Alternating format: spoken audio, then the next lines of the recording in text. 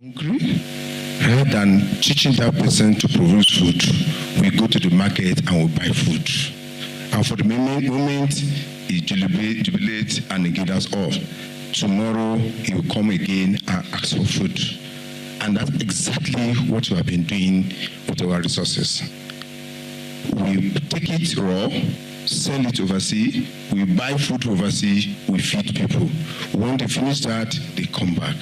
So, for us to move forward, we have to change that process. And transformation is not a function of how many policies we're able to enact in a year, but rather how value circulates and multiply within the economy. If what we are doing in policies is just to address what I call the immediate needs, every time we go back to the same cycle. And unfortunately in Nigeria, as we said, and Dr. Alaje said, rather than providing domestic solutions, we look for red-meat overseas to address that. And therefore, the value that we generate within the countries never circulates. Once we generate it, we export it, then we come, and that's why we are not having the best we're supposed to have from our economy. And the recent policies that was done, the 2023 policies that was done by government, I said it and I continue to say it. We are very lucky we have somebody who could take that decisions, because if not now, I'm sure we may not be able to have somebody who have that political will to take that decisions even in the next 60 years. They are fantastic, they are good, but there are certain areas which we need to continue to interrogate until the government listens. And that fiscal policy that was taken, it was a mirror reflection of how we manage and distribute our national wealth. And I will discuss that more. Then I ask questions.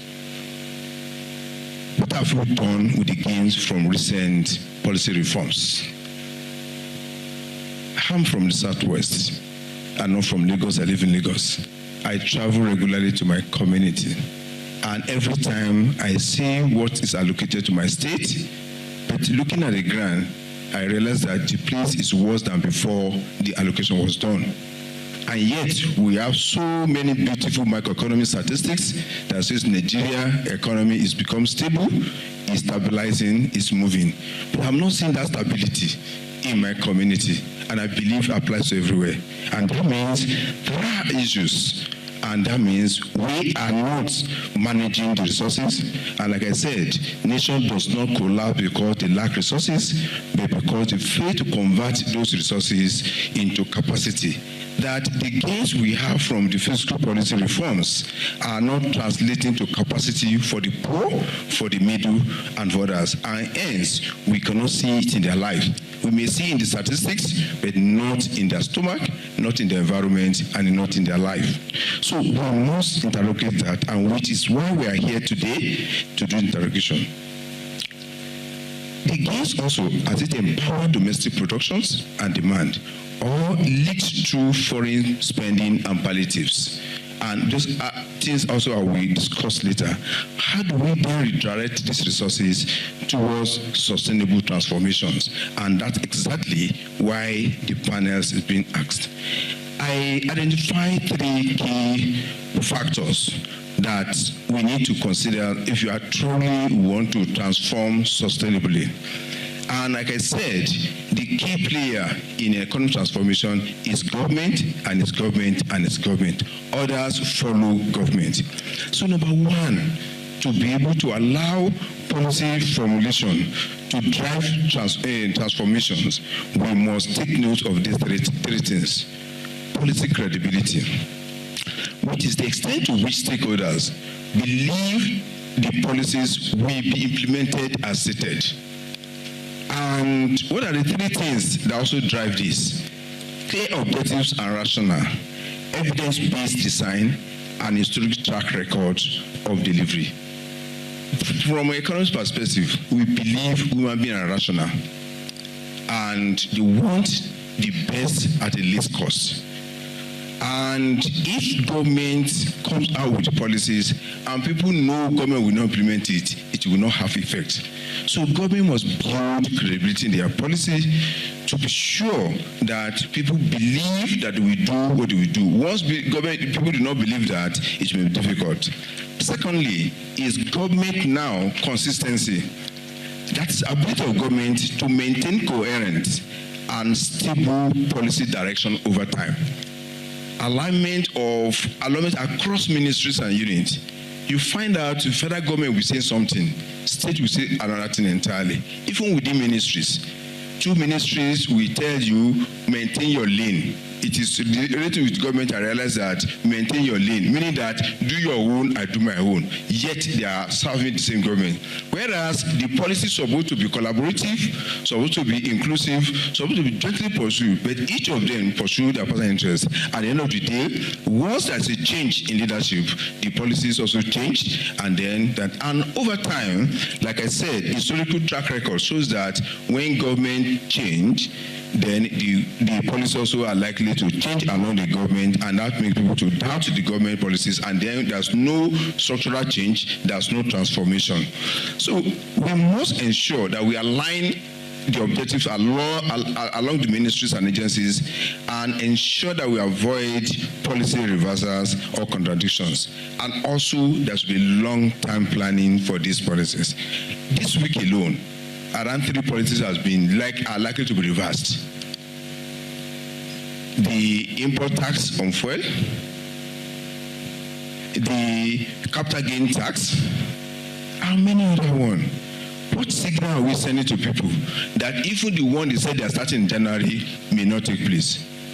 And therefore, we have so many policy formulations, and because we lack consistencies, and again, we are scared of possible reversals, we do that. What is missing is that, 1, we are likely not planning before we do the decision, or we did not take in all the stakeholders along, such that when critical stakeholders now begin to lodge complaint, and we are forced to now dance to them. And what will that create? It will now create a third problem. People then lose confidence and trust in government, and therefore people do not believe the integrity of people in power, and they see them not fear because somebody complains, you dance to that tune. Tomorrow when I complain, if you do not, then I become enemy. So, and then we must ensure that government functionalities is competent and they are able to do that work. If we do that, then we are likely to have something. And there are some things that we need to keep in mind. Government must communicate transparently. We must be sure that when government holds meeting with people that we are doing this, when they leave that meeting, they must show that what they have agreed upon is what to do. And I'm from academics, and you understand why as we go on strike, it's not because they like going out or go on strikes, because every time they sit with the government, they all agreed. But after the meeting, then again, stories begin. And that translates to almost all other units. And because, 1, the intention and the motive of government when they engage the public at times will not align with definitely what they are doing. And it's just a matter of seeing what has been done to A, then B will prepare, similar will be done, and that translates to the whole economy. So in designing policy, government must ensure in stakeholder engagement before it is even announced. Any policy that government have not gotten enough support for, they should keep it, don't announce it. Once you announce it, people react. In economics, we call what we call the policy neutrality. People tend to factor in policy that they were known, but because of that, policy may not be effective. The only policy that is effective is unanticipated policy. However, the effectiveness is always negative. So it means it's better for us to hear on the side that maybe creates stability. So I then said that these 3 key factors, they lead to each other. If one is weak, the other suffers, and leading to poor implementation, resistance by people, and unanticipated consequences. And I come back to my initial argument. What do we do with our resources? When the windfall comes and it's being shared across board, then the government focus on giving people ability to buy. but not ability to produce. People were giving money, local state government and everybody was giving palliative interventions. Everybody that received money were to spend. Unfortunately, we don't have the local capacity to produce. And like I illustrated here and again, the one I call YF is our full capacity. The YE is what we are doing currently. I come back, I said, government now have much more money. And my brother will bear witness to me, there's a theory we have in economics called fiscal synchronization, which means when government anticipates money is coming, they overspend that when that money comes, they still have to borrow because then they spend more with the speech. And exactly is happening in Nigeria. The more government gets more revenue from our sources, it seems that again, the more we are borrowing. And therefore, that theory seems to be applying to Nigeria. And as a result of that, as government gets more money, it is a leakage to the economy. The household pay more in fuel prices, they pay more in energy, they pay more in cost of borrowing, they pay more, even they pay more in taxes. The firm also pay more, government becoming bigger, the household becoming smaller, the firm becomes smaller. Instead of government as a whole, to now plow back that money back to the economy to have multiplier effect, the money are being taken outside the country for whatever reasons, or they are being given to those people who have little multiplier effect in the economy. So less is getting to the system while much is getting out of the system, and the economy continues to shrink and go until government begin to see, oh, it's by privilege that we have this money. We promise some things. That's why people agree for us to increase tax, agree to us for the foreign exchange alignment, agree for the fuel price removers. Where are those money going? Today, we buy more from foreign countries that we produce, and that is outflows from the economy. And like I used to say, that I'm sorry if this is really not aligned with your own beliefs, I strongly believed that anybody that's has his own personal business and make money in Nigeria and use the money, taking money overseas, even his personal money, is committing more economic crime than somebody who steals government money and used to establish industry in his localities. Because the economy does not suffer from the stealing from government to develop its community as they will suffer from somebody who transfer money from Nigeria to overseas. So if we can ensure, no matter where the money is coming from, is retained investing in Nigeria, the economy will be better off. And like I said to Rano, my argument is this, that the government of Nigeria, we need not to go to the line we are going fully now, market-driven economy. A market works when the two sides of the market are empowered to be in the market. When the two sides are not empowered to be in the market will not work. Nigerians as a whole are not empowered to be in the market. They still need somebody to push them to the market. And who are those to push them? It's still the government. We need to find a way that government will set standards in terms of even establishing industries, establishing companies that will set standards to the private sector to follow. But a situation where we throw everything to the market is already failing, and therefore it would compound our problem. We can find a solution whereby we adopt what we also do, private-public partnership. But in this time, it is not the private that will provide the funds. It is the government that will provide the fund, the private will provide the management. No individual or corporate organizations can borrow cheaply more than government. And therefore, there's no way you ask the private sector to go to a bank to go and borrow money for long-term project development, and the product is producing will still remain public product. So it's only government that can mobilize resources at the cheapest rate and for long term, and then encourage the private sector to manage those resources on behalf of government so that they produce something at a cheaper price, and that way they can mobilize the economy. And I'm suggesting 3 things, finally, that we need to move away from these ideas of digital technology promotion. Today, our younger students in universities today, they are no more in classes. Either they are content developer, they are app developers and co. And what are these doing to the economy? The two of them, either people develop a hub to buy from overseas or develop a hub to transfer money to Nigeria. So attentions of our youth are no more in developing technology that empower our industries. Can we shift our attention from promoting digital technology and going to industrial technology that will make us to be able to manufacture something in Nigeria, not something that will help us to build website and co, and we buy from Amazon, and again we send money overseas, and that's a critical problem we are facing. Secondly, can we begin to see our technology to be labor saving? In Nigeria, in an economy like Nigeria, where every year we produce more than around 2 million people as undergraduates, and we say we want to adopt robots to be in our hotel, to be in our farms, where are those going to get work? For now, what we need to do is to create jobs for these people who lack digital technology first, until we are sure that most of them are out of the labor market, that we can talk about technology.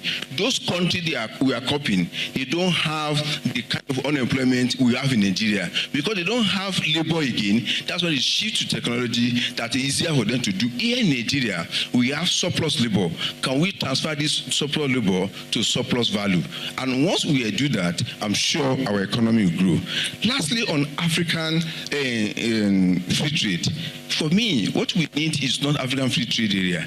We need African production sharing arrangement, where each region, each country, we specialize in areas where they have corporate advantage, and then we said, today, what we are celebrating as increment in African trade, sincerely speaking, sir, you know, many of those things we are selling among ourselves are imported.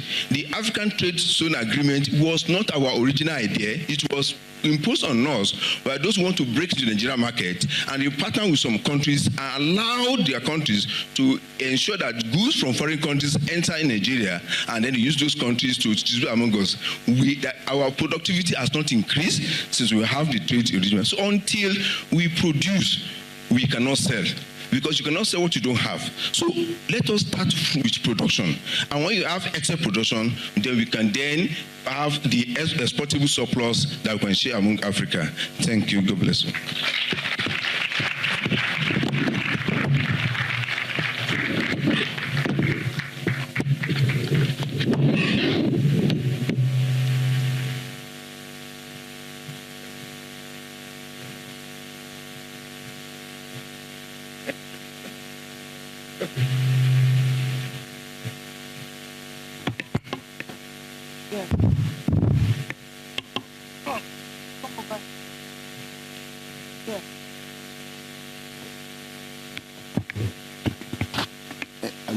Yes.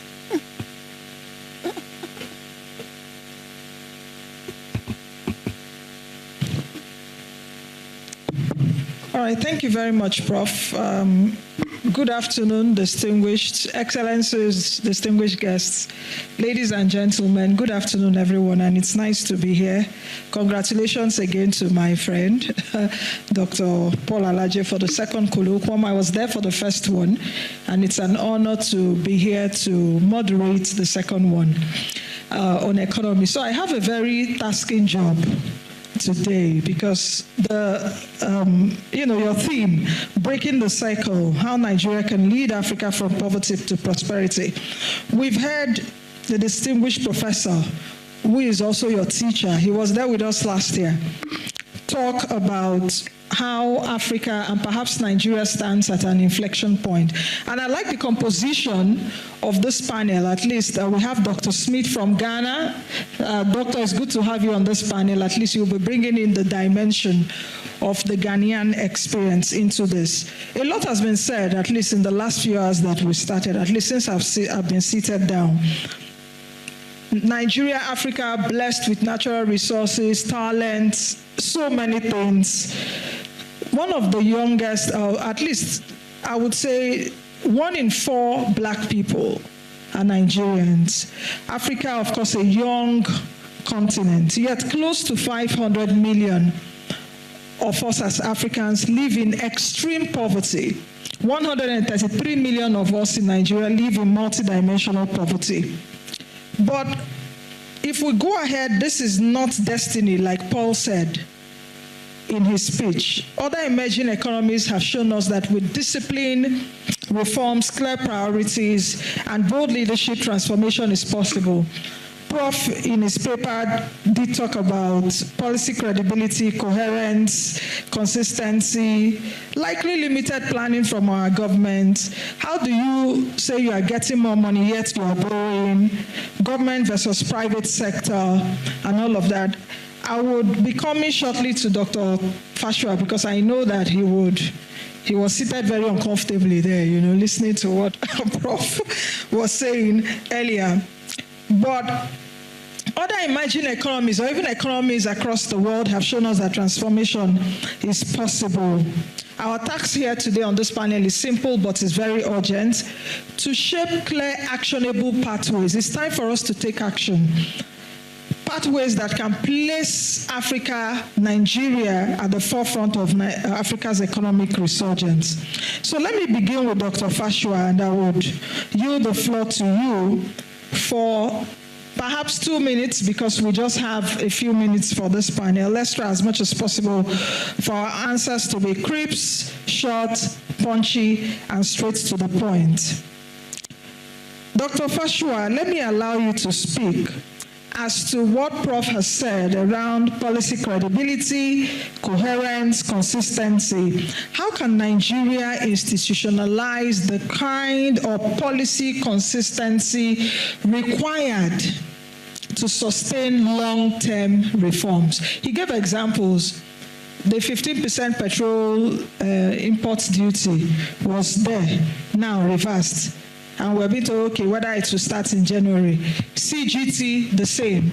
So how do we institutionalize coherence and consistency? Please, can we get other mics? I think this may work. Is it working? No? Is it working? But I think I have to carry it in my mouth like this. Okay. The problem with coming to such a forum is always the problem with time. And there's so much to say, so much to do, and then they give you 1 minute, and then they start to hurry you. Meanwhile, for me, where I come from, my background, I wouldn't say I'm a man of few words, really, especially when it comes to the work that we do.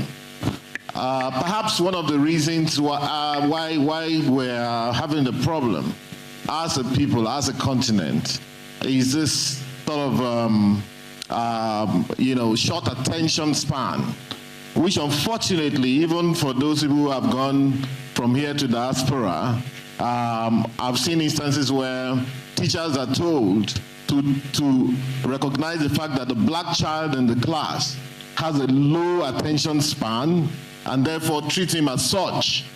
So we're summarizing for him, give him very little. These white people on this side, the white children, can learn better.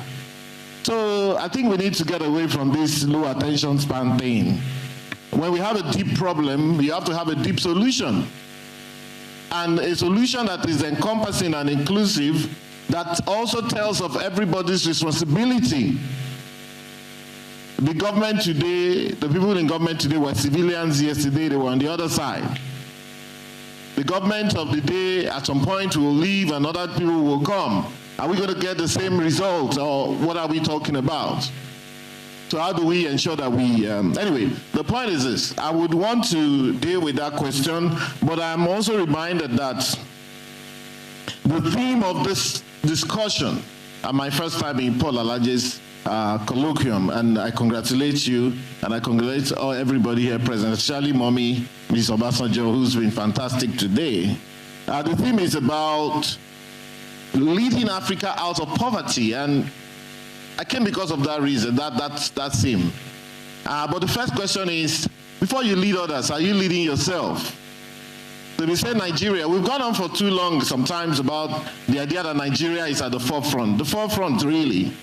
We go to countries like Morocco, even though led by a monarch, they seem to have already transited to Europe already. And they see themselves more as Europeans than Africans. Ditto parts of Egypt as well, maybe Algeria, a little bit less. Okay, so also countries like Cote d'Ivoire, Ghana, And recently I was looking at, unfortunately the ambassador has gone out. Guyana has been growing its economy at 50% for the past 2-3 years. 50% every year.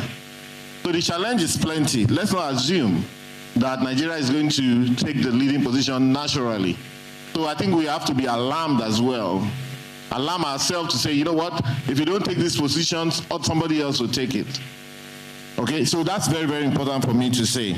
Regarding the issue of policy, but please, before I talk about that, I think that a lot of what has been said today has accepted some data as fact, which I think that we need to challenge. The whole idea about the poverty, the multidimensional poverty you mentioned, Nancy, the report was done in 2022. Now, 2022 to date, and if multidimensional poverty is defined as non-income poverty, which can be solved by the provision of infrastructure, I expect that we would actually be more consistent with doing that data. And I've been challenging the MBS to say, you know what, when you have this kind of data, you need to actually update it at least yearly to know, let us see whether the infrastructure focus of government has had any impact on taking people out of that multidimensional problem. But unfortunately, we take the numbers, especially the ones coming from the big organizations abroad, we take it hook, line, and sinker. Let's not deceive ourselves. For those of our friends who have jackpot from Nigeria, who are abroad today, they will tell you, if they were sincere with you, that apart from the available infrastructure, their quality of life is less than what many people are enjoying in this country and taking for granted. I went to drop a friend of mine somewhere in Mabushi yesterday, and he's not a very rich friend of mine, but the estate he lived in, the ambience, the quiet. Where will you get that in the UK? Anyhow, so the point is this. I think we need to begin to push back. Recently we had a meeting and I was telling the Minister of Tourism and Culture, the lady, I think we need to begin to go back to CNN like those days and those global bodies, including local, to sell this country. If you don't sell it, the world is dumping something on us. We are dumping it on you guys that you people are poor, you are too poor, you can't get out of it. It's just like waking up a child and telling them they will never make it, reminding them daily and every second about their shortcomings. We need to get out of that mode, honestly speaking, because again, this country is not as bad as they say it is. Even when it comes to all these things about terrorism, and look, 30,000 people get killed in the US by gun violence every year.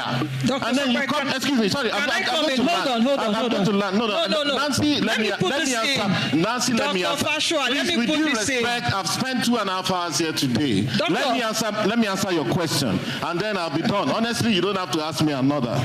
I will ask you. You don't have to ask me another. Sorry. Go ahead. Let me just give me 2 minutes and I'll land on this. Okay. And you know, Paul is a tough customer. Honestly, and look, if I don't address some of these things, but let me just answer you in 2 minutes. Okay? The same people who are losing 30,000 people a day, per year, want to come to Nigeria to come and solve your terrorism problem. If you say let them come, they will come and turn this country into a Libya with 4 different governments. Nigerians, stand up for yourselves. Africans, stand up for yourselves. Because in the little that we have, and with all our shortcomings, it is only if we view it very positively that we will progress. If we allow ourselves to be badgered down and to be struck into a sinkhole, we won't get out. So on the issue of policy, actually the problem is that Professor Saibu, my friend, he got 2 things wrong. He said that Nigeria was importing more than it was exporting. Wrong. In the past 2 years, Paul will probably be able to confirm to you. As we're standing here today, half year, Nigeria is doing 12 trillion of positive trade surpluses. You probably know that. Yes. Last year we closed at 16 trillion trade surplus. So Prof got that wrong, but I won't blame him. He's in the academic, he's in his ivory tower. You know, we are on the streets, we are following the numbers. So the second thing he got wrong was,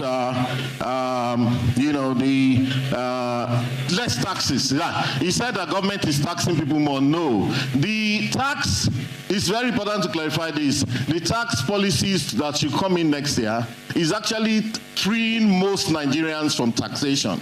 In fact, I was listening somewhere, they called Taiwo Oyedele teacher. They said this guy is a socialist. They said the government brought a socialist to head that committee. Let's be fair to ourselves. Anybody, any 1 million and below will go tax-free.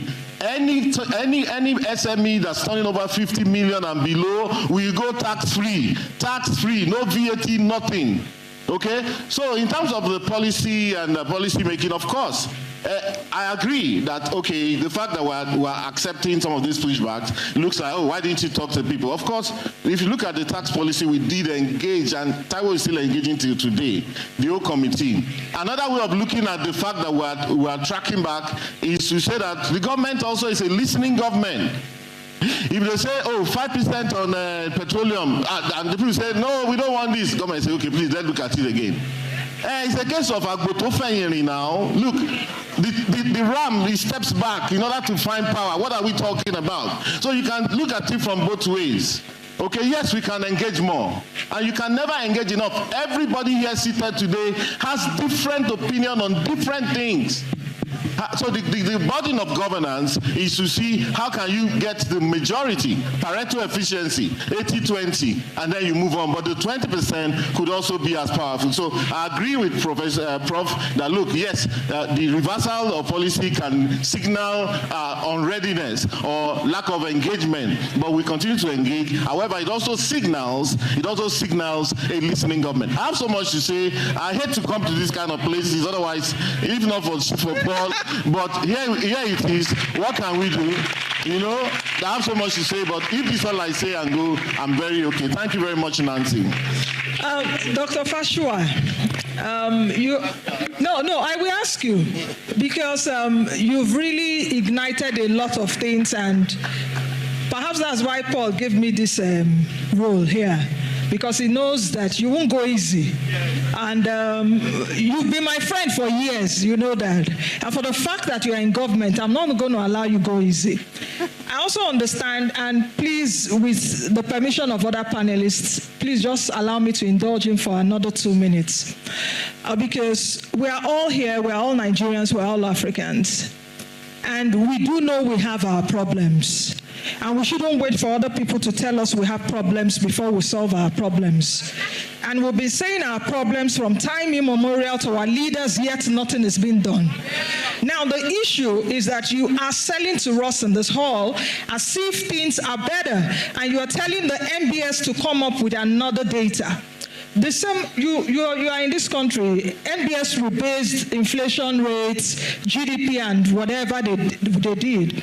Are you telling us that within the last 2 or 3 years that things have improved? Even from the World Bank Nigeria Development Update, which I anchor regularly, the last one that was done, more Nigerians have been pushed into poverty because of food inflation.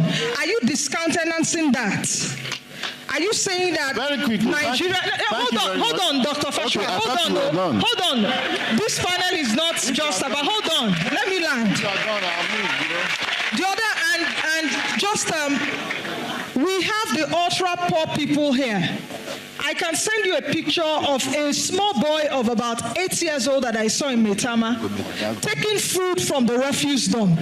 Are you telling me that that is not happening? Are you telling me that the reforms, the refuse dump somewhere in Maitama, one of the dustbins in Maitama? Hold on. And you know where Maitama is one of the highbrow areas. Where am I going to? No. Are you saying that we are now living in El Dorado? What I asked you earlier is that what reforms, how can we institutionalize these reforms to make Nigeria live better. Nigeria, they say we are the giant of Africa. It's as if you are trying to tell us, that we are doing very well. We shouldn't complain. Hold on. I've not finished. Oh, come on. The U.S. we are also talking about, Dr. Fasua, the U.S. you are talking about, have institutions that work. We know that people are being killed every day. The U.S. had closed down up till now. We have a government shutdown of almost 50 for 43 days. If Nigeria had a government shutdown, the last time I traveled to that same U.S., planes could not land for hours. Planes were hovering in the air for 5 hours in Washington because the government had shut down. And this is not the first time. Government has shut down in the U.S. It never shut down in Nigeria. It has shut down in the U.S. more than 10 times. So Nancy, please be fair. You mentioned World Bank, okay? And the World Bank you mentioned, the same people who are lending us money.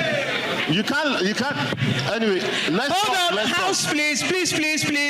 please, can you, yes, go ahead. One House, please. So, if the same organization that lends us money and give us policy, then you turn around, as you're lending us money, you don't allow the money to work, you come and tell us how the same policies you have promoted is increasing poor people. I don't think that's the right approach to use. The truth about Nigeria is that, yes, the policies are very tough policies, but the worst is over. You mentioned inflation. Inflation has been dropping for the past 6 months. I've gone down to 18% as we speak. We'll likely get to 1%, single digit next year. The way this works is that you have to give a bit of time for this kind of hard policies to work. We're not saying that every Nigerian is enjoying, but if we look at it, some people are earning more today than they were earning before. Some sectors are doing better today. For example, we're here, you're in the media sector. The media is earning more money on adverts today. Their rates have gone up 200% than it used to be. I can tell you no. I won't let you land with that because you cannot give that absolutism. I mean, the other time Shehu was anchoring something for NBA. You ask the hall, is Nigeria better to everybody say, yeah, no. But lawyers are making deals, lawyers are making billions in this country. So as economists, we don't ask those kind of questions. We don't ask it in this way because there's no way you would have 100% everybody in one basket. Some are doing better, some are doing less better. The reason we got inflation at 34.8% in December in this country was because everybody that was selling something had increased their prices. In increasing their prices, they made up for the losses that they were getting in other places. So no policy is perfect. All I'm just telling you is this, that you stand a chance of making better and quicker progress if you don't depress yourself that your country is the worst place in the world. Unfortunately for us, we've got to that point where you say, which country is the poorest? You say Nigeria. Which country do women die more? You say Nigeria. Which country do children die more? You say Nigeria. Everything is Nigeria. But the next thing they will do, they will the next thing is to roll the tanks, guns are blazing into Nigeria and destroy the country and make it into another basket case. We're not that bad. So please, in anything you do, make provision to give us some hope. Thank you very much. Okay, Dr. Fasua, I know you are in a tough position. You understand? I do know that, and I sympathize with you, my friend. But you know what? Don't sympathize. I don't look like. Hold on, Dr. Fasua. No. You know why I say I sympathize with you? People have done this work that I'm doing before. Other people will come and do it. People have been in government before. Other people. Nigeria remains constant, and that should be our focus. And I'm just saying that the rhetoric, especially from you guys in the media, needs to begin to change. You can't run this country down. We have our challenges, which together we will overcome. That's the point. Okay, hold on.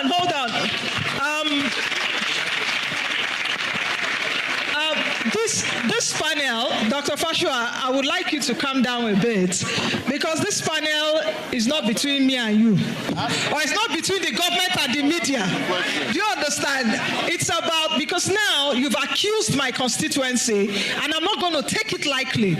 You know me for years now, and I talk the facts. If the facts are not there, we're not going to talk about it. And you're an economist. I wouldn't come and say pregnant women are dying when they are not dying. I wouldn't come to say we have 100 million people that are hungry in Nigeria and they are not hungry. Dr. Fasua, please can you calm down? But I also understand what Dr. Fasua is saying. What you are saying, what Dr. Fasua is saying is that no matter what the issues are, we should try not to demarket our country. That's what you are saying. That's the nutshell of what you're saying. And I understand it and I support that. But that should not take away from the fact that things are happening and it shouldn't be fixed. And I will not sit down here and take that from you or from governments. Thank you. Now, let me go over to the vice chair of Manufacturers Association of Nigeria. At least he's a manufacturer, so over to you, sir. Yes, he's the chairman here in Abuja. Over to you, sir, to speak to us about why, as a country, we continue to have that consumption-led economy. Different speakers have said it here earlier on. Even Prof talked about productivity. Speak to us about what it will take us to have that productivity-led or production-led industrialization. Speak to us about that. Thank you. All right, thank you so much, Nancy. Dr. Fasua, thank you. I enjoyed the heated arguments, and I'm sure that we'll be able to get it right as a country. And one of the things I want to say is that those in government, they must also learn to receive positive criticism. A lot of time there's this perception that the public is always anti-government. And so many a times when people are bringing out, situation report from the street where the government has no presence or they have no one to gather such data for them. Because of the way it comes, because of its embarrassing nature, so to say, there's always this stiff resistance. And I think that has more or less, put this country in the kind of condition we have found ourselves. Because even when you go almost all our public spaces, you hardly find accurate data, accurate statistics that tell the true story about Nigeria. And this is why, as a country, we must imbibe that culture of openness to positive criticism. Over to the question from Nancy. Yeah, Nigeria has more or less embraced the culture of, consumption, led economy, consumption-driven economy rather than production-driven economy. And I want to attribute this to a dysfunctionality in our culture, or what I would call the microwave mentality. Nigeria, we have people who are not so patient, and I think Dr. Fasua also alluded to that point earlier on. Our impatience sometimes makes it difficult for us to wait long enough to see something mature.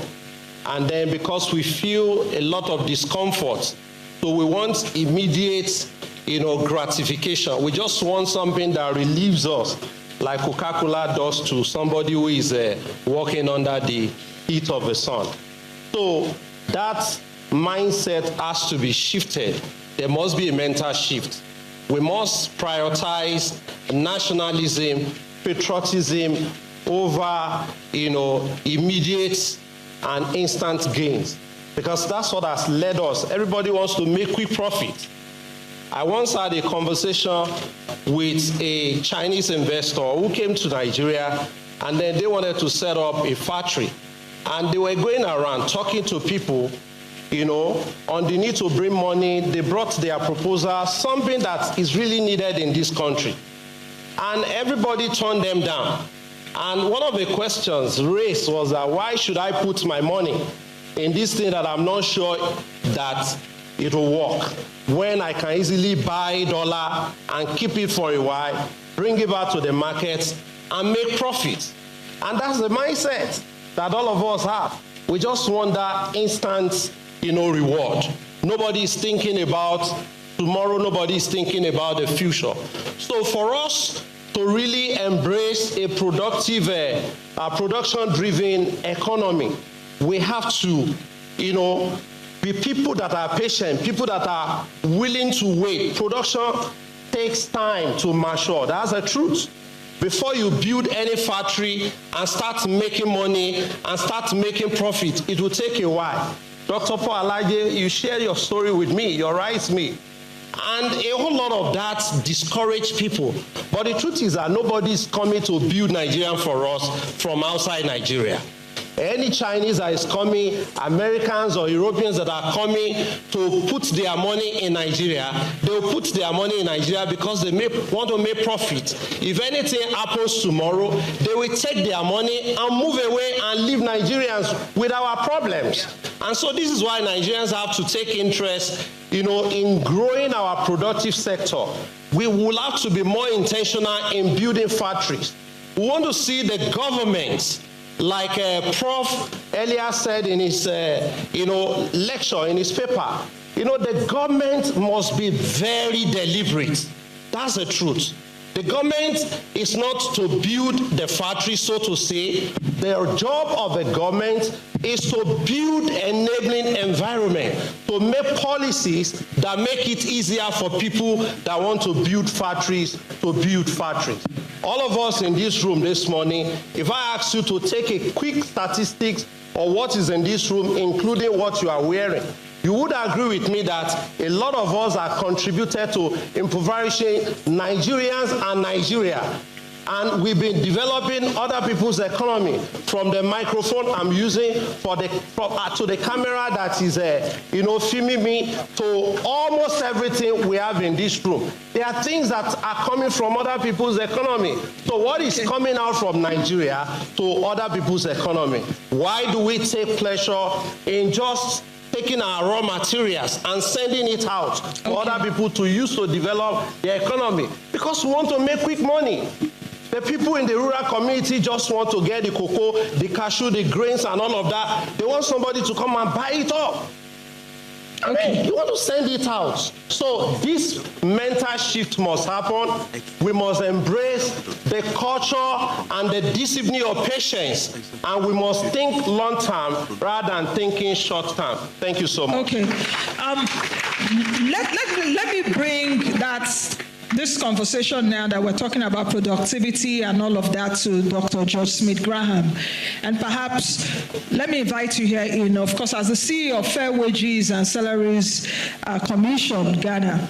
In the midst of what we're talking about economic stability, productivity, manufacturing, whatever it is, across Africa, wage structures is very important. In Nigeria, minimum wage was increased some time ago. Wage structures, even across Africa, are often misaligned with productivity. I would like you, even from your perspective from Ghana, how can fair wage systems drive national competitiveness? And I'm not even talking for Nigeria, and even in Ghana or across Africa, and reduce labor-related economic pressures. Prof, in his speech earlier on, said something very interesting, that most of our young people, and I don't think it's even peculiar to Nigeria alone, most of our young people are now content creators. You go to TikTok, you see them dancing and all of that. We are not channeling that energy into industrialization, that's industrial technology. Wages or salaries or whatever, remuneration is also at the bottom of it. So Dr. Smith, over to you.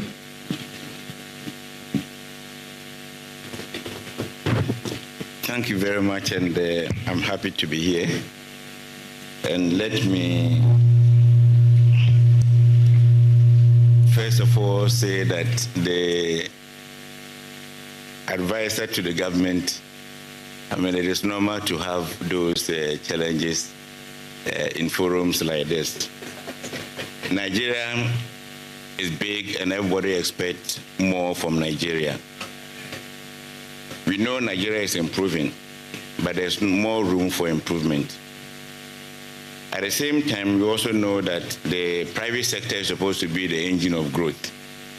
But if the private sector is going to be the engine of growth, government is the enabler. Government will have to enable the situation where the private sector can grow. And so that is when, with a huge youthful population, the private sector can grow and be able to absorb all the unemployed people in society. But I must also say that there must be a deliberate attempt on the part of the media in Nigeria to rebrand your country. It is important that you rebrand your country, because the image that you continue putting out there, I believe, is not good enough. And I will give one practical example.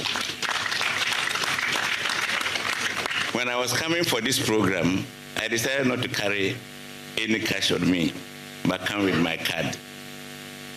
So when I told my wife, I'm going to Nigeria, I said, have you changed Naira? I said, no, I've not changed Naira. I'm going with my card, because, hey, you can't do that.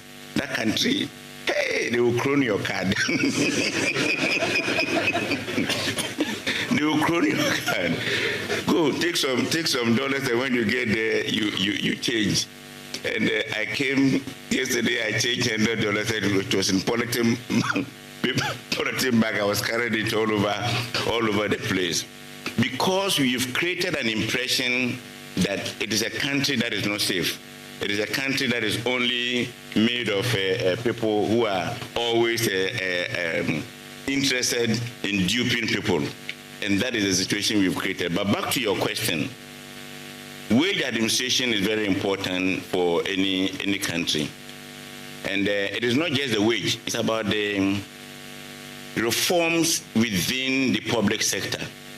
I keep saying that you can pay the African no matter how much money you pay.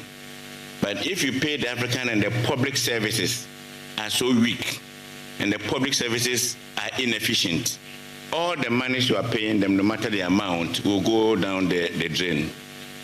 And national economy also play a very critical role in these things. It was just last week that I concluded negotiations in Ghana, and we gave 9%. And within the media, people started shouting, no, 9% is too small, 9% is too small. Between January and now, Ghana's inflation has reduced from 22% to 8%. And I know that by the end of this month, it will go to about 7 or 6%. Now, with the reduction in inflation alone from 22% to 8%, what it means is that the government had already improved the purchasing power of the worker by about 13% even before we start negotiations. These are critical things that we don't normally take into consideration. It's not about the quantum of money you earn, but what you can do with the money that you have in your hands. That for me is very, very critical. Now you come back to exchange rate. As of January, the exchange rate was around 17 cedis to $1. As we speak today, it's around 10.9 or 10.8 to $1. Assuming you have converted somebody's earnings in dollar in January, and you convert it to dollar now, there's about 37% improvement in the person's earning. Now, these are fundamental things that help an economy. And I believe that, like I said, the first time I went to Dubai was in 2006, was my first time. The last time I went to Dubai was last year, August. When I went in 2006, the exchange rate was 3.6% to $1. I went August last year, it was 3.6, 3.5%. What are they doing right that we are unable to do? And these are the critical things, because the productive sectors of the economy are not growing. And because the productive sectors of the economy are not growing, it is something that government needs to develop, deliberate policies for that. Nigeria is big. And I expect that, if anything at all, importation to reduce. And I'm happy he mentioned that importation is reducing. it can reduce further with deliberate policy of government. And those deliberate policy of government, by making sure that the Nigerians consume what is from Nigeria and the Nigerians appreciate what is produced in Nigeria. I mean, these things alone will help. If Nigerian produce and it's not even consumed, why don't export from Nigeria to, say, Ghana? Do we all need to go to Europe? Do we all need to go to America to go and import? Why are we not trading amongst ourselves as Africans? And just when I was sitting there, I looked at the population of Russia. And the population of Russia is, from the Google, 150 million. So I asked myself, if it were Nigeria that these sanctions were imposed all over the country, what would have happened to the country? I noticed that all the big countries with bigger populations are now exerting their influence in the world. And I believe the time has come for Nigeria to do the same. Okay. The time has come for Nigeria to exert its influence on Africa and lead us into the prosperity that we all deserve, because Nigeria has every potential to do that. Thank you very much, Dr. Smith. We just have a few minutes because we're going to take your questions. A QR code will be put on the screen, so I would encourage all of us, when the QR code is on the screen, you can just scan and send in your questions so that we'll see if we can take those questions. Let me come to our panelist that is in charge of technology. Let's talk about technology, sir, because technology has been said here a few times. How do you think that Nigeria should begin to treat technology? Should we begin to treat it as a sector or perhaps as a backbone of national development? It was Ambassador in his speech earlier that said when he went to Kenya, you know, even beggars there take money with M-Pesa. For those of us that know, that has happened perhaps even close to 20 years ago now, if I'm not even mistaken. What practical steps do we really need to make the shift real? And I would also like you to comment on what Prof did allude to in his speech. Very quickly, we've got to end this panel perhaps in the next 10 minutes for us to take questions. Thank you very much, sir. Over to you. All right. Thank you very much. I will start by saying I'm not an economist, so probably some of the things I may say might trigger some further debates regarding that. First and foremost, Africa is not poor, but we are underconnected. And the future of Africa and the wealth of Africa is not beneath the soil alone, but it's in our fingertips, our creativity, and in our codes. If Nigeria can digitize governance, unlock innovation potentials, and connect every citizen with an opportunity, we are not only building or breaking the cycle of poverty, but rather we are rewriting the African history. Many people treat technology as infrastructure, as sector, but the truth of the matter is it's an infrastructure that powers every sector.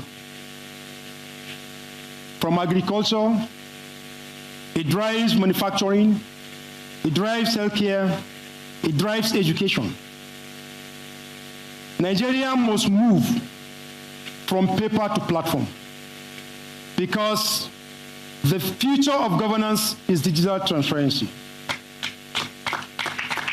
Also, the AI has given Nigeria a second chance, or Africa a second chance.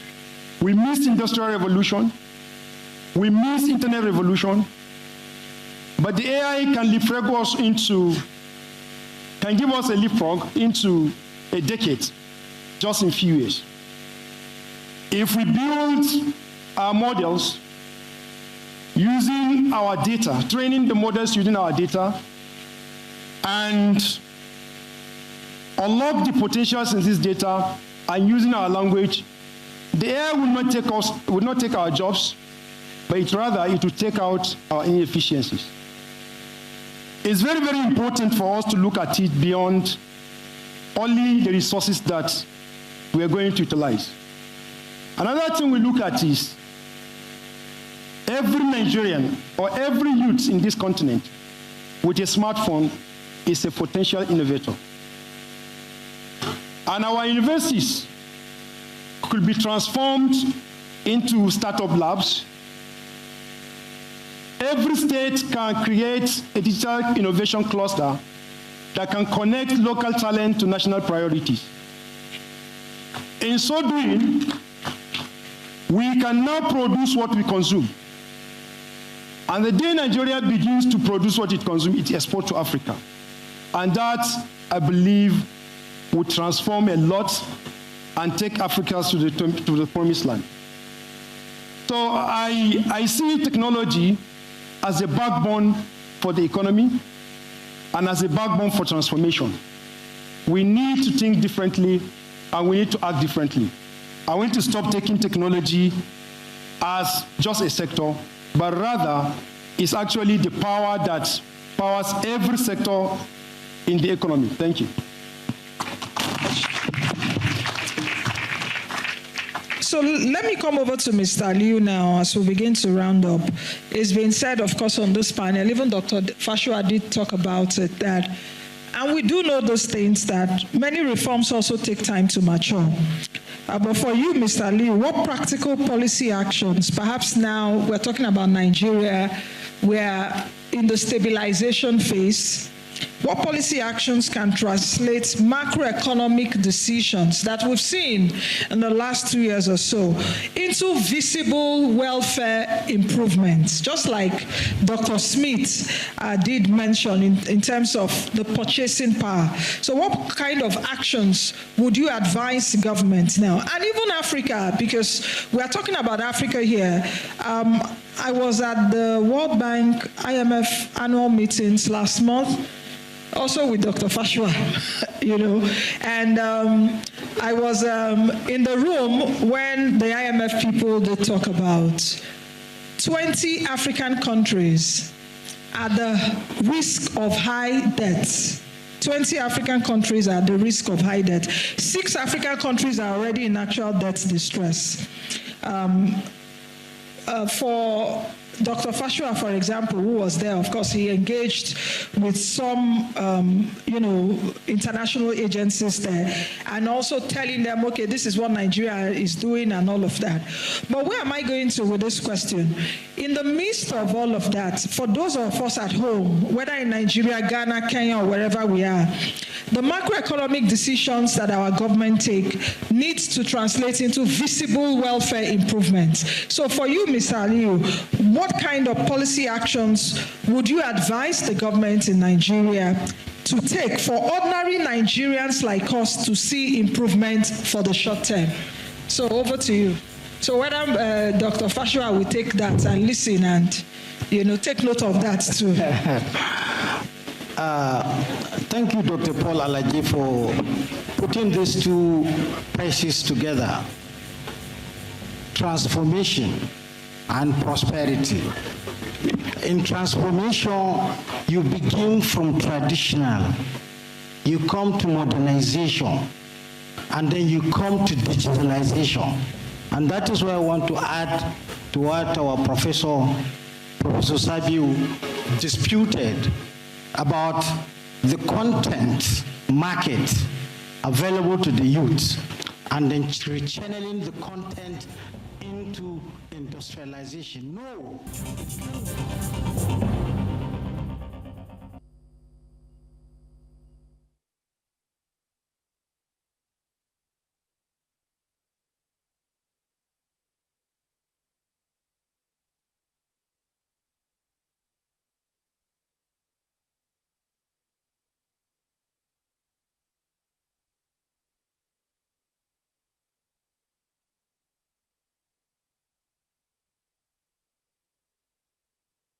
Mineral resource, gold for that matter.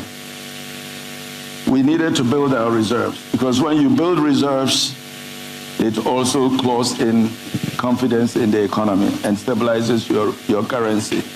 But we found out that there was a huge smuggling serious smuggling of our gold resources.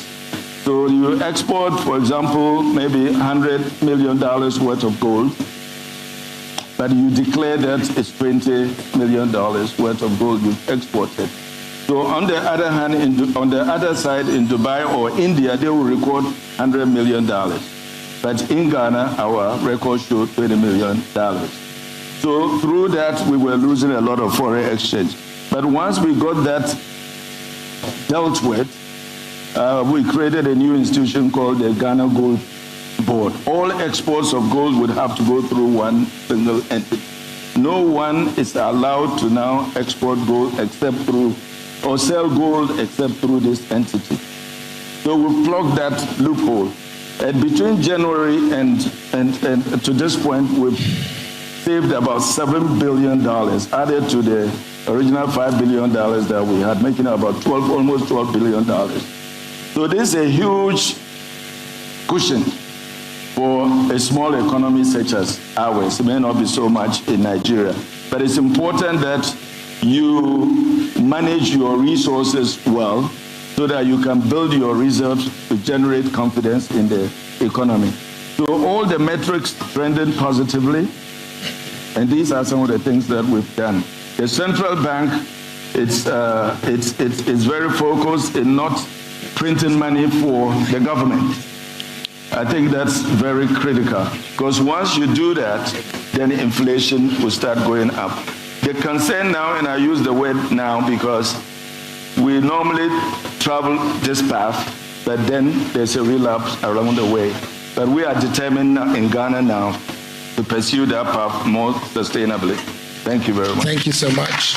Thank you. So there's a lot to unpack from that, and a lot for Nigeria to very much look at and understand that we can't do it in any unusual form. This standard is being set. There's no need looking for any other way than what everybody else has done in making the economy better. The Gold Board is one of the things that definitely it's easy for government to put together.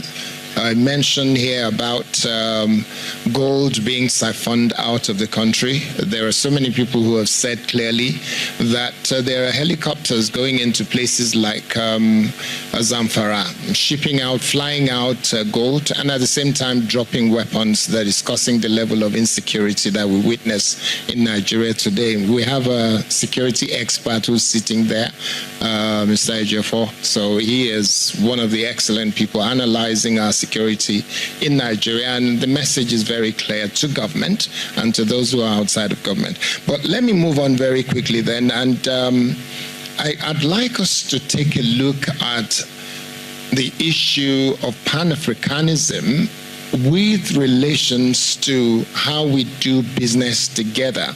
So let me ask Ambassador Wallace Williams, what is it that needs to be done for Africans to come together and realize that we have one of the largest markets in the world as 54 plus countries around the continent?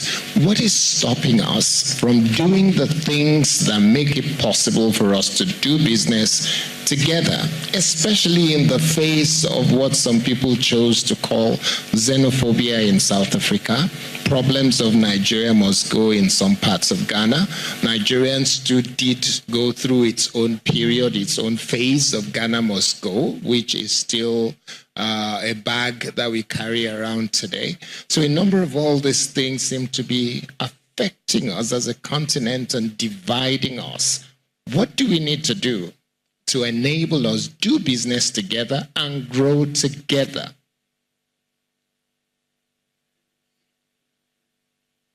Yeah, thank you. I firmly believe that we need to go back to what we had, as I mentioned earlier in my speech, an Ubuntu affair. And when I say an Ubuntu affair, it is about each one helping each one, our own traditional systems. What the colonizers and Western idealists have done, they know us very well, that the minute we unite to work together, we are going to be a powerful force. So what do? They create conflicts wherever there are resources. They use tribalism, ethnicity to divide us and ensure that we do not see that we are a people working together will improve our lot. You talk about xenophobia in South Africa, what has happened in Ghana, what happened in Nigeria, etc. These things, for example, in South Africa currently, I would say the apartheid that is still there, they realize that, let us not focus on our resources and Africans looking inward, that these people have taken our land, they have monopolized our resources. Focus on those who are coming from outside, Nigerians. Focus on Mozambicans, Zimbabweans, and they are taking your jobs. They are taking your resources. They are doing better than you. When they do that, they have distracted the unity that we call for. After all, Nigeria helped South Africa, Zimbabwe, and others during the apartheid era, sacrificed lives as well.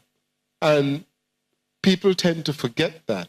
So what is happening at the moment now is, let us look at our brothers as enemies, and that is a calculated agenda by those who do not want us to unite. And I'm saying, let us get back to the Ubuntu type system, where when we realize that we are stronger together, the unity to get the resources, to get the benefits of those resources. I talked earlier on about Ghana. I don't know what has happened to the factory in every community. That was a brilliant model. Now, if we do things like that, let's say the community, again, it's Ubuntu, let us make sure that we participate in the value chain of the resources that are in our environment. We would see that there is no longer a need to fight ourselves because, as you rightfully said earlier on, when you are coming to invest in our community, you are coming on a win-win basis. If the policy of the government is that if you are coming, and I mentioned that earlier, bring your technology, but transfer your technology. Bring your equipment, and my community will participate.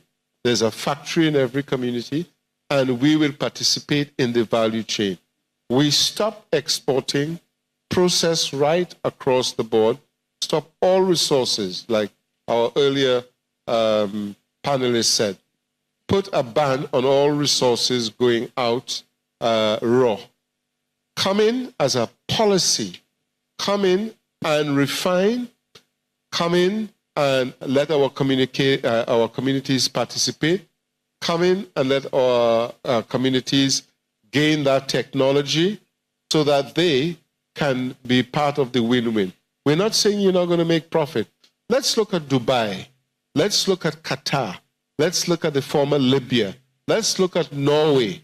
What are they all doing? They're ensuring that if you're coming to their environment, right, you will be a participant with a local Emirati, Qatari. At the time, Libya made sure that everybody got a piece of the cake of the resources. Why can't we have the same model? You cannot go to China, for example, in their environment, in their community, and participate in their resources. It is not possible. You cannot do it. No other place in the world. So we have to put a stop on resource exploitation. We have to have a strategic policy on participation of the community in the value chain. And that must be a government. That must be a government strategic policy that you as an investor must align with. So you're coming into the continent, you're coming into our country, nation, you have a strategic policy that you must participate in. You must partner with us, you must transfer your technology, you must now share in the shareholding. We don't care if it's 59-41, we don't care if it's 60-40. but everybody must be a participant. I don't like the idea of we are talking about wages. What does wages mean? Today, next week, etc. Whilst you're exploiting 100% of our resources. No. I want an Africa, I want a continent that every aspect of the value chain has a participation with the community, and the participation means a win-win for the government, a win-win for the community, of course a win-win for the investor, but that must be established as a strategic policy. And that way the community replicated across the continent, we will all benefit, because wealth is what gives you the power of lessening conflict. If you know that everyone will have health, education, I talked about this before, that every year we should have our own African Development Goals initiative, not UN and SDGs. What does that mean? What does 2063 mean? Where are you in 2063? African Development Goals means yearly you have a peer review. So this year we say health for all. The funds that are going to be spent is not on white elephants. Every year, each of our 55 communities have an African Development Goal. Health for all this year. Food security and sovereignty for all next year.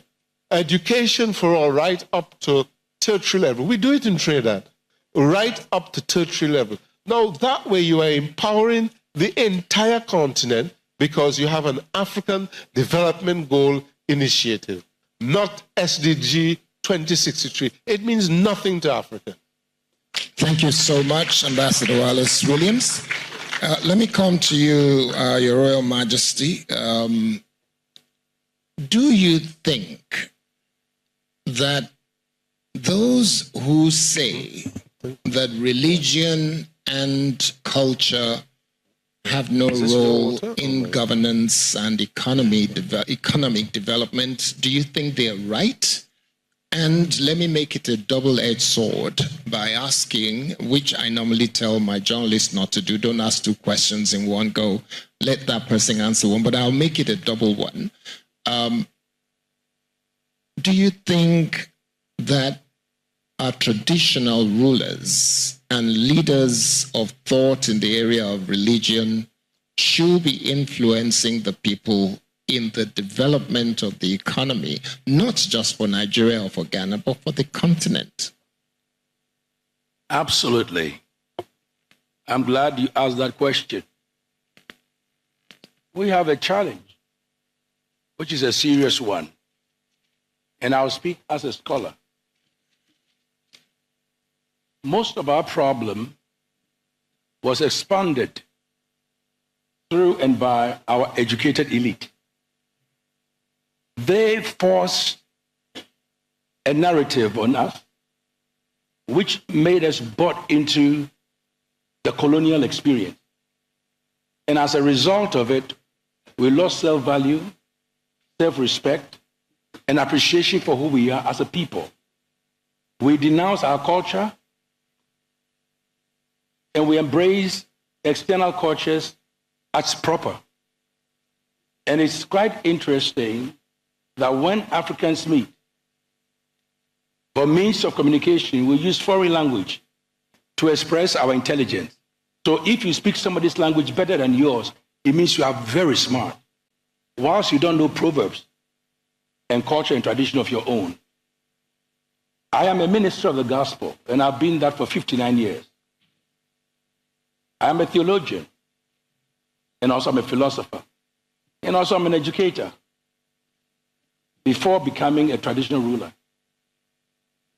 The weakness is that every Christian in Africa has been trained to believe that Christianity and leadership don't merge. You cannot be a Christian in Africa and be a traditional ruler. Because the question is how can you be a Christian and be a traditional ruler? But nobody asked King Charles, how can you be the head of the Church of England and still be a king?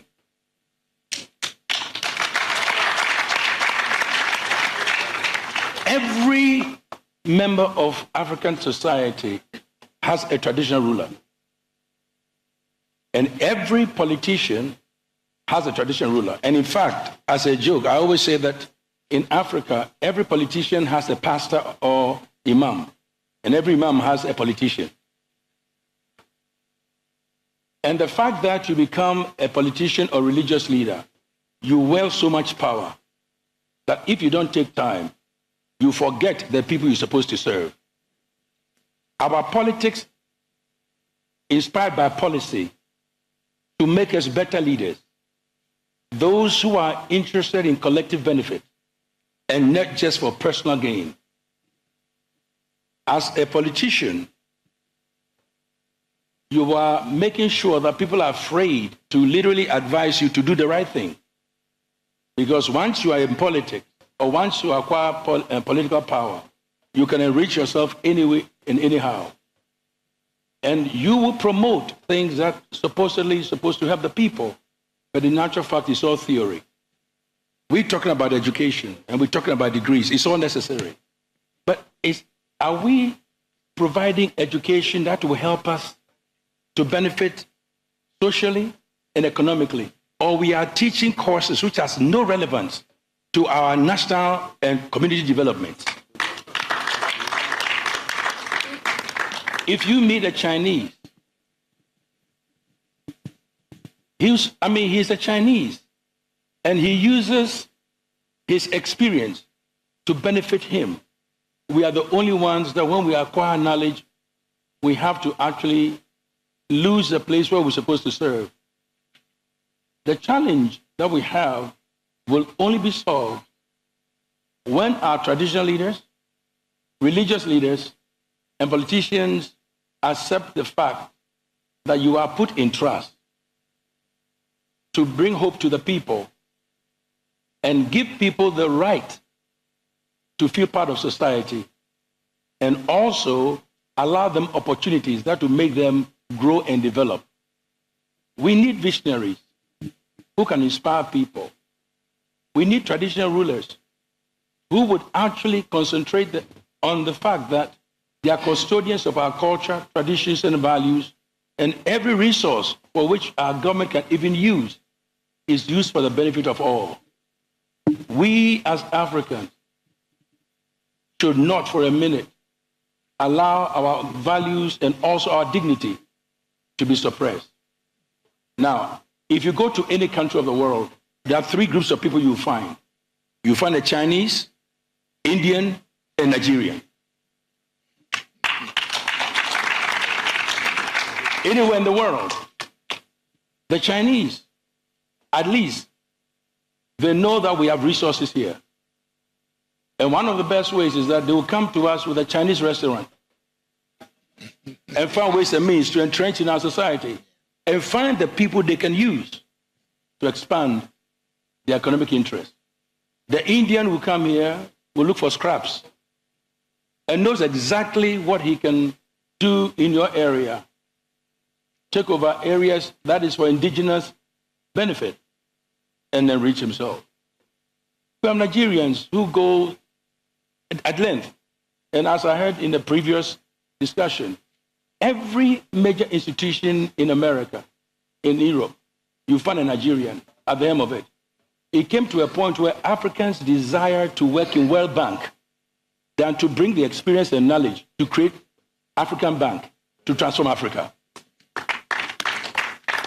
So we are actually at the point where we have to look at it comprehensively. What do we do to bring a change? We have to make sure that we use our offices to do good.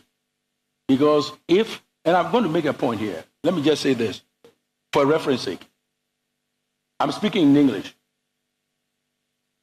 We are understanding each other in English. If I'm to come to you and again promote faith, I'll tell you that except and only you accept Jesus Christ as your Lord and Savior, you have no eternal life. Now, whilst it is true in principle, it is not true culturally. Because Jesus Christ, the name Jesus, is not an African name, it's an English name. And it's not even a Jewish name, because the Jews don't know him as Jesus. They know him as Yeshua, HaMashiach. But we have actually westernized our faith. And as a result of bringing it and making it real, we've accepted that unless you use this means, but God is so gracious. He does what he has to do if he uses the name Jesus. Why can't we use what we are, who we are, our originality, and the best way to make sure that we create benefit for our own people? We are always begging because we don't prove to others that we are equal. We don't need handout. We need partnership. Let's talk together. Let's talk clearly. And let's make sure that it's not you 70 and me 30, but that it's equal, so that it's a win-win situation. If the religious leaders will do their part, if the politicians will do their part, and if the traditional rulers will do their part, I believe we will start at least 30% of our problem, because these are the forces that enforces what we have all inherited today. We can make a difference if we are willing to make it happen. And also, if we will empower our citizens to hold us accountable. Why do we have so much corruption to no end? Why do we lose self-respect and think that the people we lead don't have sense? Why do we have a minister of health, but yet never take his family to get medical assistance or help in their own country, but yet he's Minister of Health, and his children and his wife, everybody gets foreign medical assistance?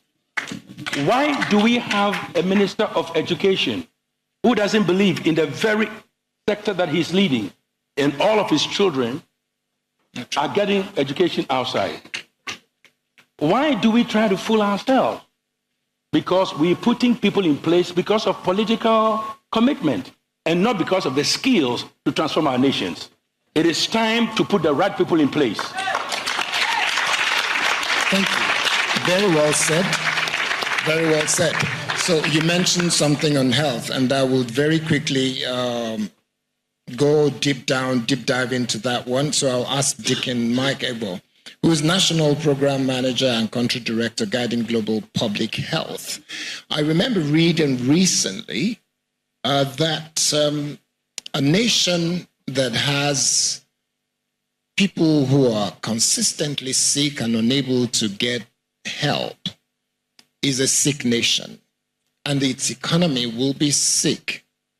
Now, in terms of public health, because I'm a journalist of several years, I've come across people who die from malaria because they cannot afford 3,000 naira quarter.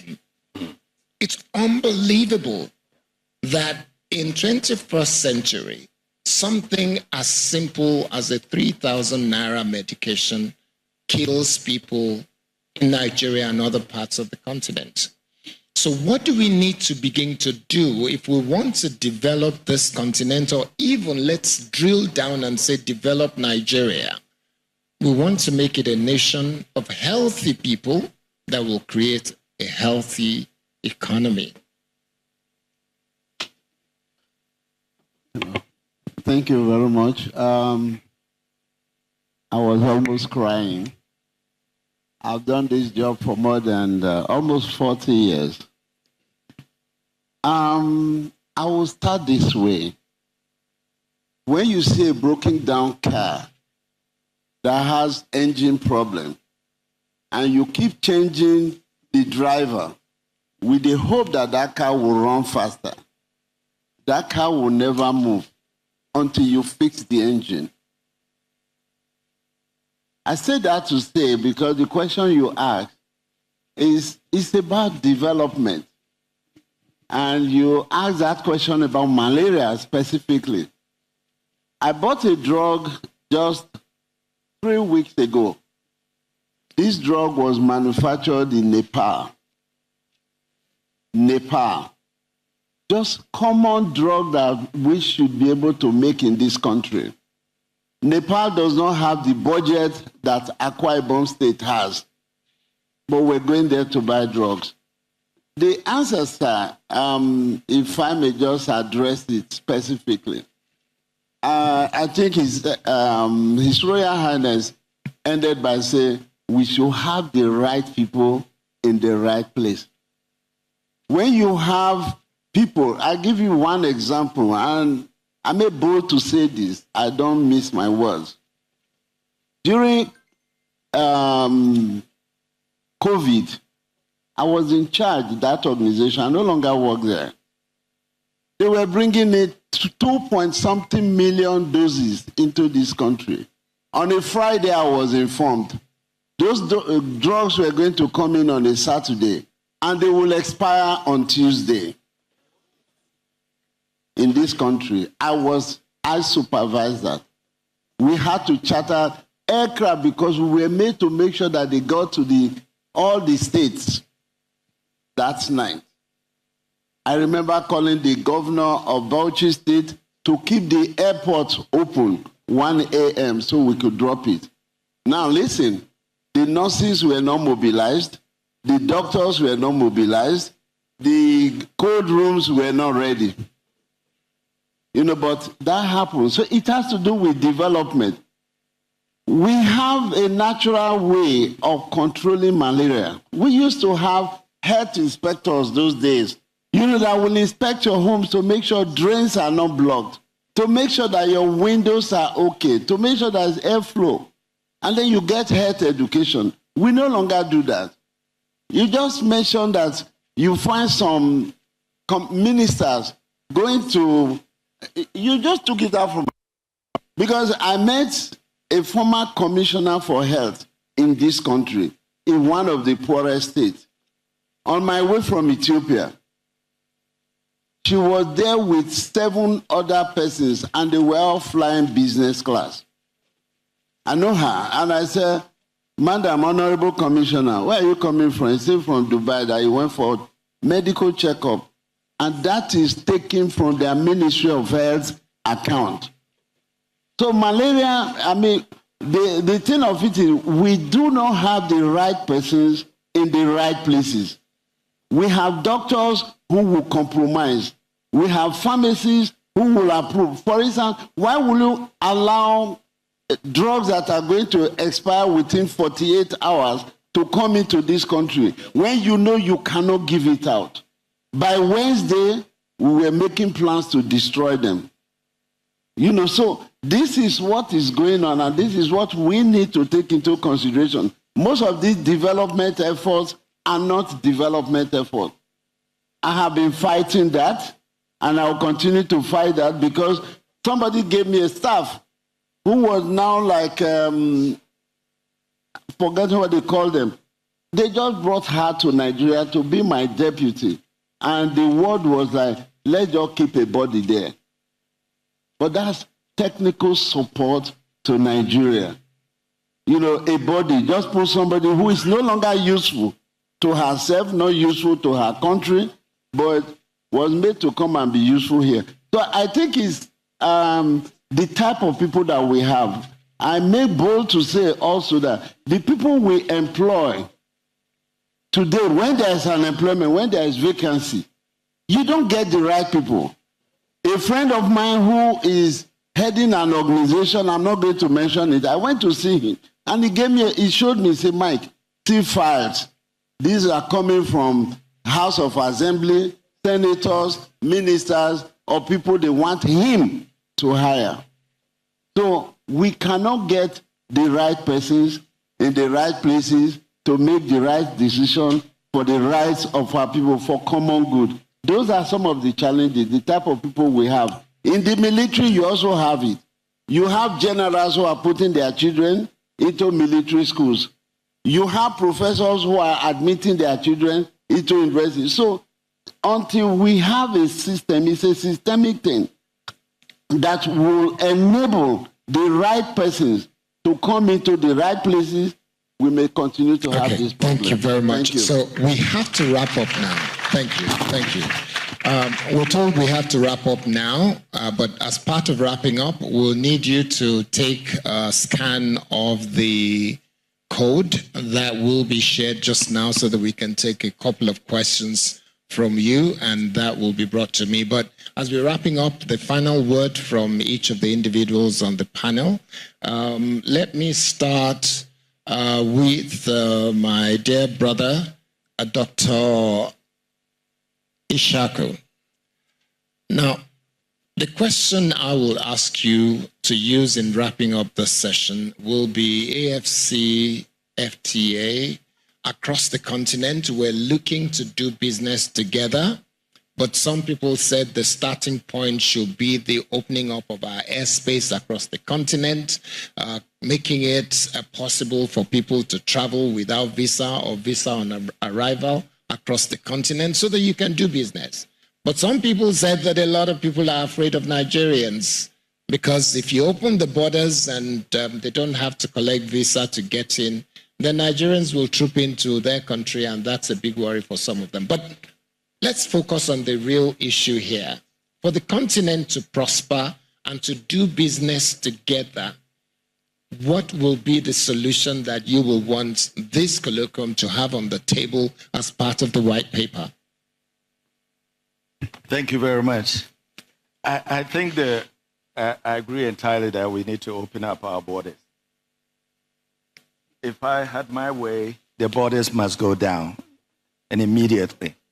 You know, we all understand that when the colonialists divided us into smaller countries, they did that for a reason. They wanted to exploit us. You can take the... Yeah. They wanted to exploit us. And that structure sustains. It's still the same structure we have now, meaning that we've left a structure that would allow them to continue to exploit us. We've gone through African Union, the OAU, African Union, we've had NEPAD, all of those institutions that we've set up. All of those institutions have talked about trying to integrate Africa as a continent and have a bigger market because it's one way that we can do well, which means opening up our skies, building railways and roads across the continent. We've said all of this, but we're not making much progress. I think the ACFTA, I think is a more palpable entity that we all need to take seriously. We have to ensure, and someone mentioned earlier, production. It's not just about trade, although it's trade in the name, but it's about production and trade. Investing anywhere, and you talked about the Ubuntu system. I think you must be able to go to Kenya or South Africa, set up industrial factories, produce, and sell in the rest of Africa. And I think for me, that's perhaps the most probable thing that we need to take seriously to integrate the continent as one. You know, and that should help address some of the poverty challenges that we have.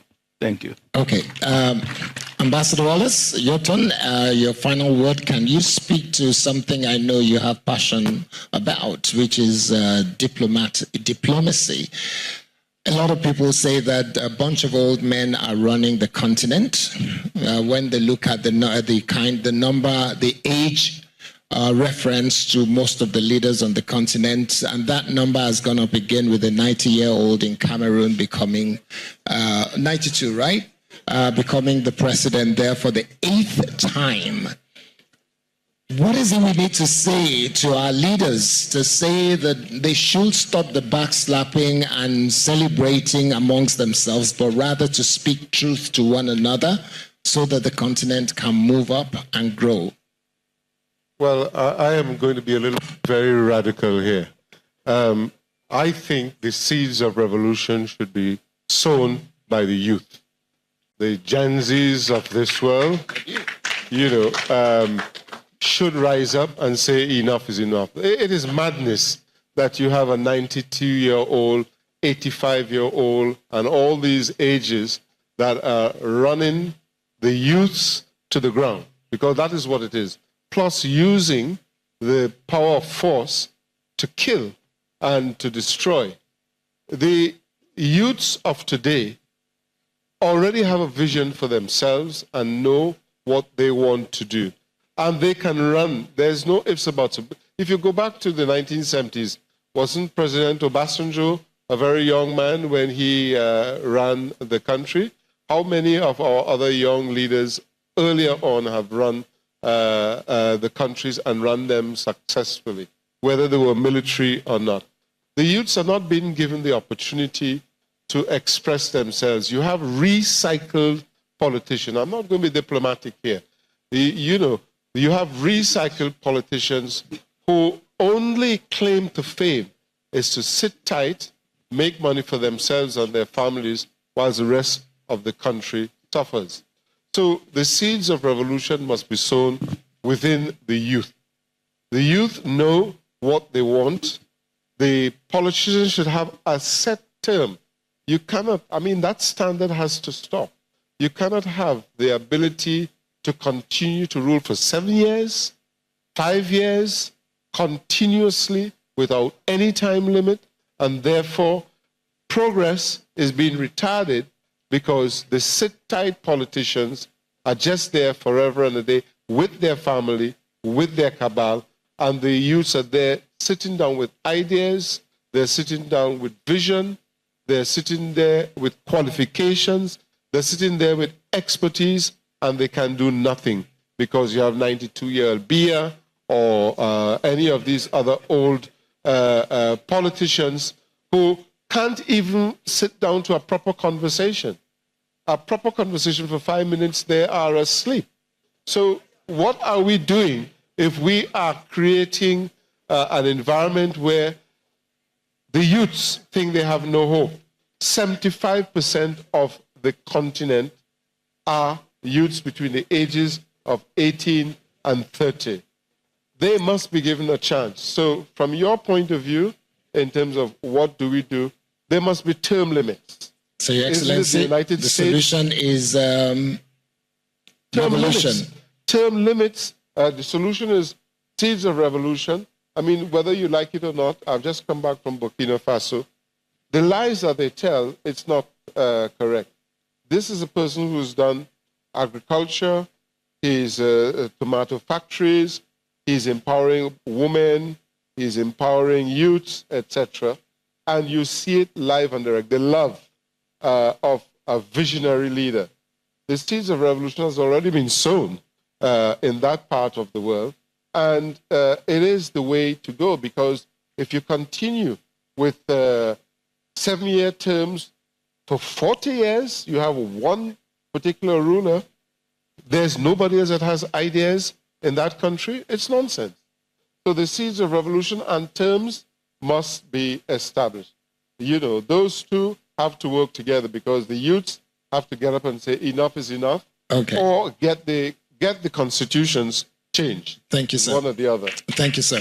So, Your Royal Majesty, your final word. I want you to please help us go in just a few words, maybe 2 or 3 sentences, to help us guide in terms of our culture.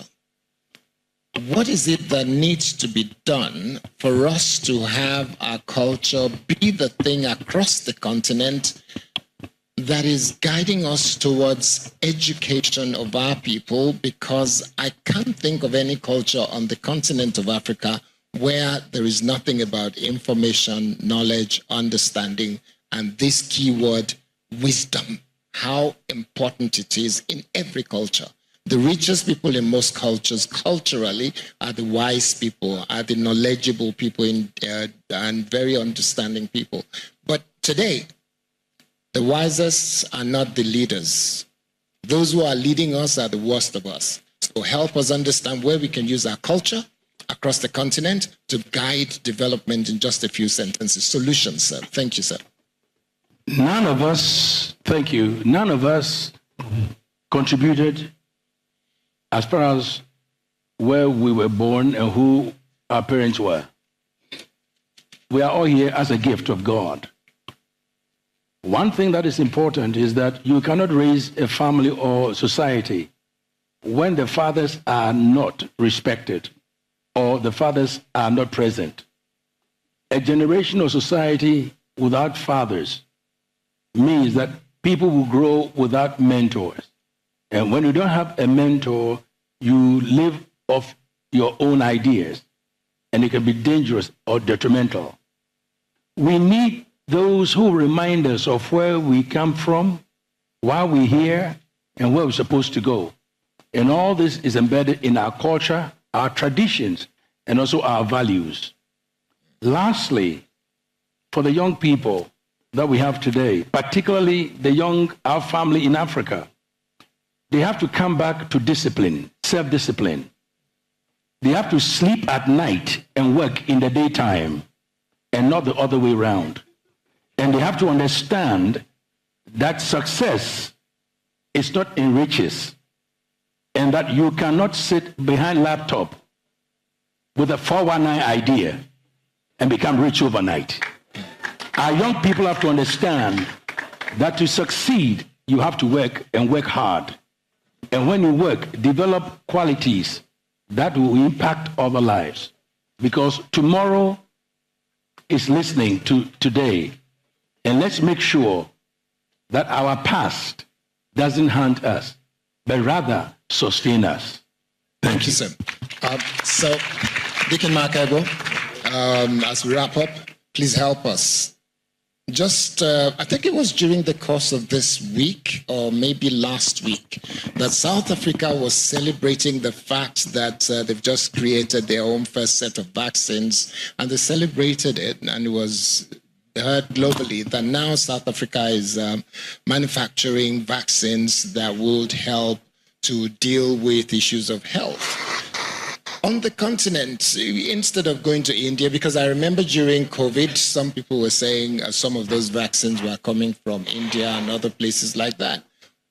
What will be one or two, possibly three solutions you put on the table? We're looking for solutions now, not criticism.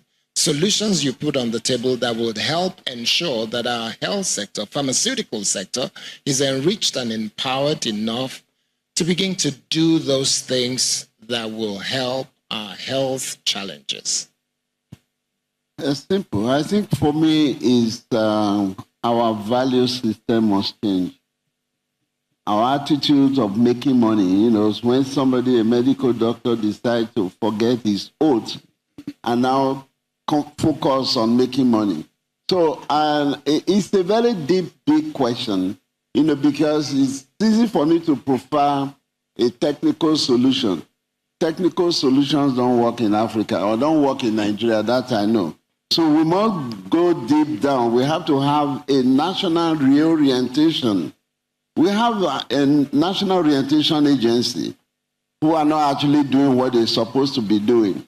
You know, if we have that, we will not be having problems. So is, number one, holding them accountable for their stewardship. Because there are plans, there are budgets every year. We have the Research Council for the Pharmaceutical Research Agency, you know, but they are not working. They are not being funded. They are not funded by the government. You take, for example, the National Health Act stayed in the House of Assembly for 10 years because there's no money in health. I led the market women to the National Assembly before that bill was passed. So I would say that we need to, all media, civil society organizations, we need to hold government accountable. If they say they're going to do something, let's follow up and find out if they are doing it. You know, because that's the only way, because we have the technical know-how. We manufacture vaccines in this country. If you're going to Unilag, on your left-hand side was a yellow fever vaccine lab. But now we import yellow fever vaccine. You know, so it's an attitude thing and it's a value thing. Thank you. Thank you so much. Well, so ladies and gentlemen, we have come to the end of this session. And if I may rise just before we take some pictures, I'm told that there's a gift here for somebody. And I was told I can pick any question that I want. And off the top of my head, I couldn't think of any. So it's like, what should be the question that should come first in my head? And that means somebody has got to have a magic wand or some kind of thing that will make it possible for you to discover. But let me make it very simple then.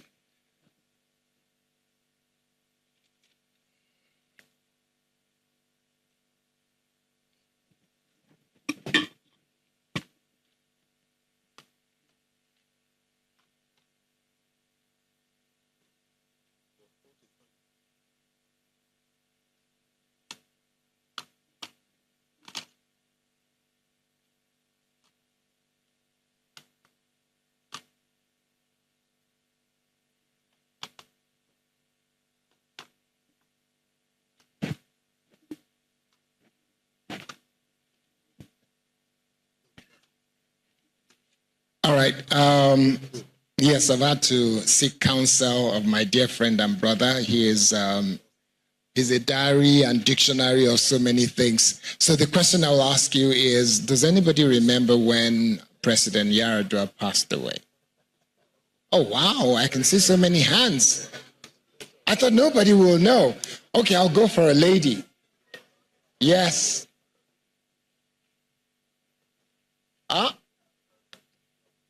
No, what date? Date. The date. You don't remember? May what? May 6. I have to change the question now because there are too many people answering that. Lee Hunt, yeah, he was the band. When is the next election? What date will the next election or the next swearing-in ceremony be in Nigeria? Next swearing-in ceremony. He's a very principled man. Yeah. He said, No. Okay. So we'll hold on to this until the next session. Thank you so much. Please, a round of applause for all the panelists here.